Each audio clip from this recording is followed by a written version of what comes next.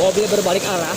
Ini adalah mobil-mobil yang mencoba berbalik arah, melakukan kontraflow dari arah Bondongan mencoba menuju Lawang Gintung, yang mana dalam waktu normal ini adalah dari Lawang Gintung menuju Batu Tulis dan Bondongan, ini berbalik dari Bondongan mencoba melalui Lawang Gintung, namun tertutup, terpaksa harus bermutar kembali karena memang di sini juga jalurnya tertutup.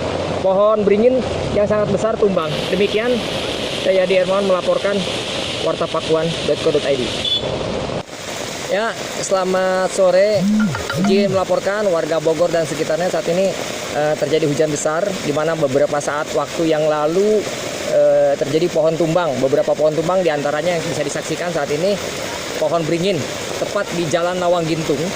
Jalan Lawang Gintung persis tak jauh dari Bohringer sebelum cucian mobil Pusdiksi Lawang Gintung. Mohon kiranya segera bisa ada bantuan karena ini memutuskan juga arus lalu lintas praktis putus. Ini yang tadinya satu arah, orang mencoba untuk melakukan kontraflow